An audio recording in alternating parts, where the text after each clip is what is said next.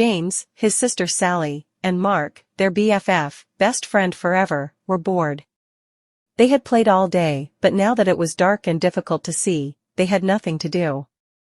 They couldn't play soccer because they couldn't see the ball. They didn't want to go inside and play a game because it was a beautiful springtime night and they liked being outside, especially after having to play inside all winter long. They just didn't know what to do, and it was a little too early for them to go home. "I guess I'll just go home," Mark said in a sad voice. "Aw, come on," replied James. "We still have time for another game of something." Then Sally said, "I have an idea. Let's play hide and seek." "I was just going to say that," James said. "Yeah, I'll bet," replied his sister. "You always say you were thinking of whatever I think of," she snapped. "Do not," James said in a loud voice. "Do too," yelled Sally. Mark just looked down at the ground and shook his head from side to side. "They are at it again," he mumbled to himself. Then he yelled, "Okay, let's play hide and seek. I'll be the seeker."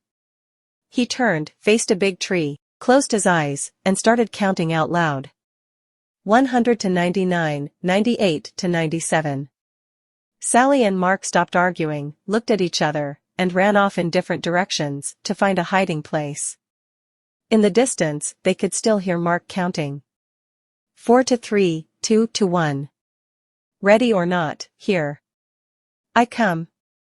Then he turned and began looking for places where they could be hiding. Finding Sally was easy. She always ran off and then circled back, so she would be close to base. The safe place to get to before being tagged. Mark looked for the biggest tree and ran towards it, but she wasn't there. "I'll bet she's behind that big bush," he said to himself. So he ran to it and was ready to tag her, but she wasn't there either. As he turned around, he saw James running towards base and darted after him. Just before he touched James' shoulder, James tagged the base and yelled out, "Safe." "Did you get Sally yet?" James asked. "No," said Mark. "I haven't been able to find her and it's getting late and we need to be heading home." So both boys yelled out, "Come on out, Sally, it's late." But there was no reply, not even a little snicker from somewhere in the darkness. They yelled again, "Come on out, Sally, it's late." Still there was no reply from Sally. They began to worry and started searching for her.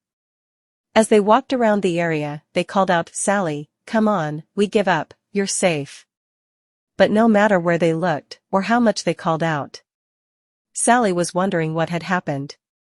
All she could remember was crawling under the big trunk of a fallen tree to hide.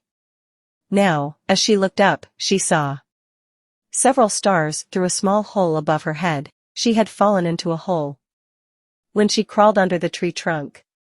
"Help," she yelled and heard her voice echo throughout what must have been a cave. "Help! Help, help, help!" "Did you hear that, James?" Mark said excitedly. "Sally just yelled for help." "Keep yelling, Sally," James screamed. "That way we can find you."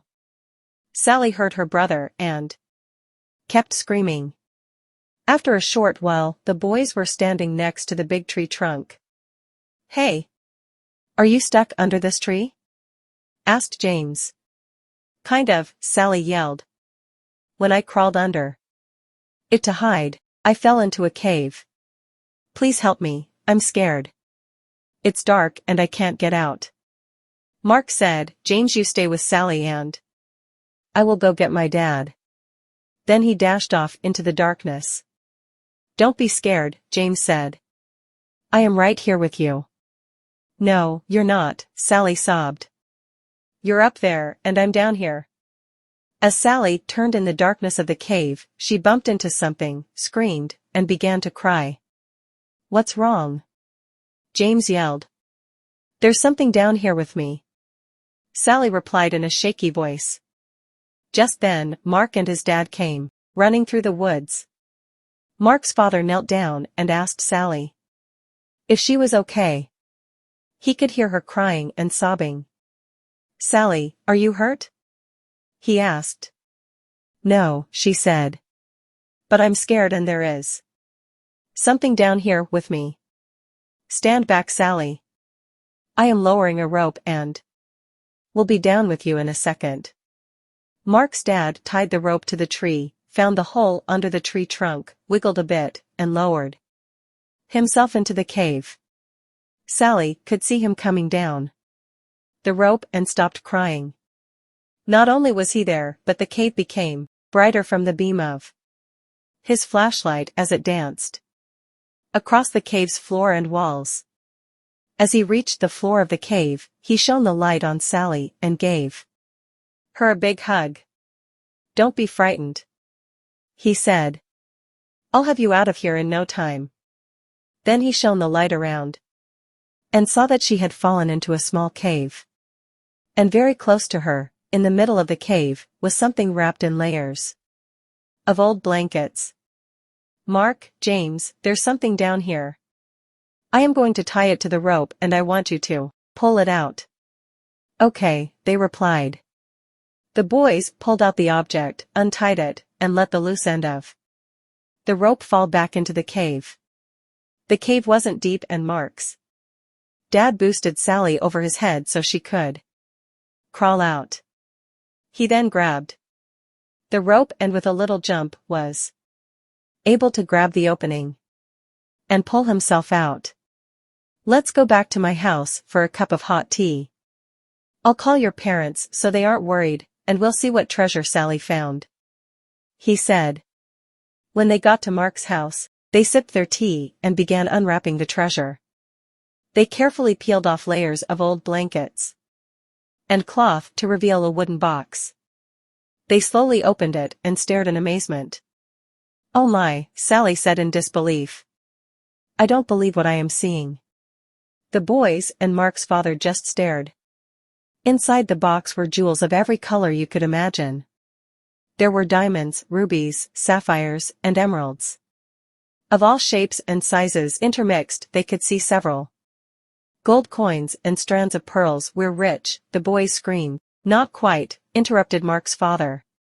"Someone could have lost this, and I don't think you should plan on spending any of it until we find out a little more. Besides, Sally found it." "I'll share it," Sally said happily. "That's nice, Sally," replied Mark's dad. "But the right thing to do is contact the authorities." The next day, the four of them and Sally's mother drove to the police station, explained what had happened, and gave the treasure to the police to hold while they conducted their investigation. They left the police station sadly, and even the double-dipped ice cream cones Mark's father bought for them didn't make them smile. They drove back in silence. Several weeks passed with no word from the police. Then, one evening, Mark's father called James, Sally, and their parents. "The police just called and I think you should come over right now," he said. "I'm afraid there is some bad news about the treasure. The police are on their way and we'll explain everything when you get here." Sally and James didn't say much during the ride to Mark's house. Sally thought that since it was bad news, the treasure belonged to someone else, even though they probably lost it. "Whatever happened to finders keepers?" she mumbled. "What did you say, Sally?" her mother asked. "Oh, nothing," Sally replied. Then she let out a long, sad sigh that echoed through the car. When they arrived at Mark's house, the police were there with the treasure box. As Sally entered, the captain introduced himself and said, "Sally, this is yours. Your parents need to sign some papers, but the box and its contents are yours." Sally, Mark, and James shrieked with joy and danced around the room. Then Sally said, "What is the bad news?" The captain smiled and said, "The treasure is worth more money than You can imagine, and with your newfound wealth comes great responsibility. Sally didn't quite understand what the captain was talking about, and right now it really didn't matter. Mark asked, "Are you going to share?" "Of course," Sally said. "If you and James didn't help me, I might still be there." Several days later, Sally asked everyone over to her house. "I have decided what to do with the money from the treasure after it is sold," she said. "I am giving 1/6 to our mom and dad, 1/6 to Mark's mom and dad, 1/6 to Mark, 1/6 to James, and 1/6 for me. There is an extra 1/6. Mark proudly stated. He loved math and was right on top of Sally's calculations.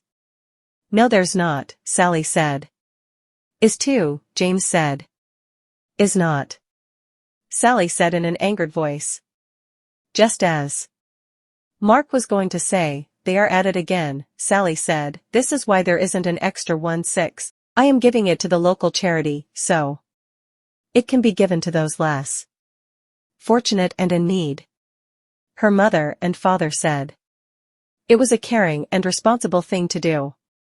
They were very proud of her and knew that she understood what the captain meant when he had turned the treasure over to her just days before.